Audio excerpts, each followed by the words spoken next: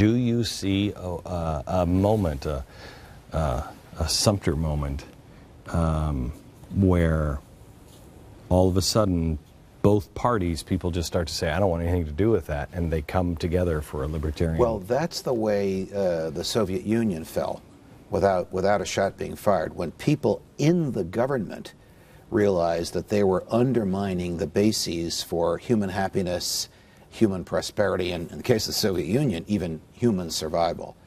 And so that would be the preferable way for the government to change radically. You know what? I have news for you. I really think that the problem, though, with that is, I think they're the same old communists. I mean, Putin is still Putin. He just took off his uniform. Correct. So you don't want to transform to just change and saying, I'm not a Democrat or a Republican, but you still are a progressive, you know, big government. Well, you could argue that the Eastern European former satellite countries are free now because they're not under Putin's thumb, and the Russians have been going through different gradations of freedom. Look, do I think that Rand Paul could lead us to an era of prosperity, happiness, and small government where, like your coin says, never or mind your own business, the flip side, the right to be left alone? The answer is yes.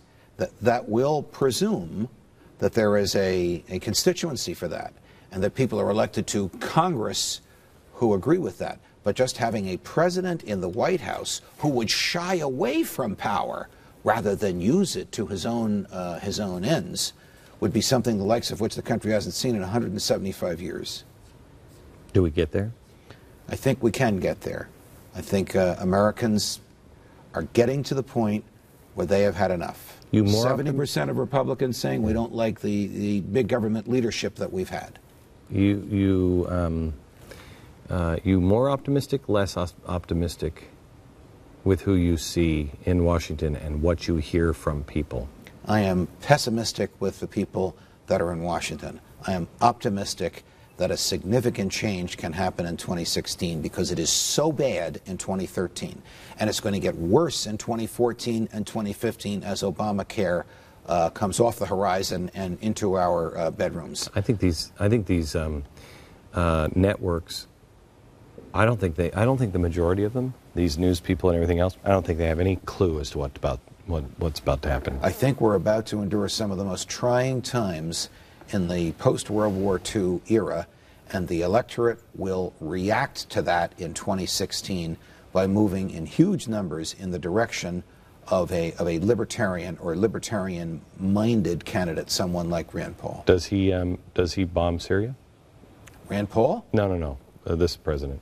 Yes. You think he does? Yes. I think he will bomb Syria, whether the Congress authorizes it or not, whether the deal with Putin works out or not. And why? I think what's his motivation? To appear tough, to vindicate a frivolous statement he made against Mitt Romney during the campaign, and because candidly, no matter where they come from on the political spectrum, all presidents like war. War is the health of the state for reasons that we all understand. And if he does that, he will be a candidate for impeachment. Will he be impeached?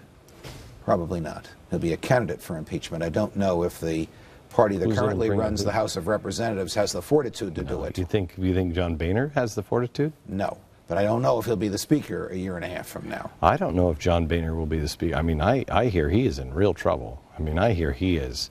There's a real backlash. While we have been debating Syria, the government has reached its borrowing limit. $16.7 trillion. President Obama is about to ask for authority to borrow another trillion.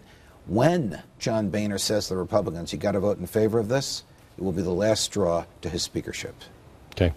Judge, as always, my friend. Pleasure, Glenn. Good to see you. Thank you. If you don't have it yet, Theodore and Woodrow, just a fantastic look at history. We remember history. We know what's coming our way. We'll at least know what exactly we're living in right now.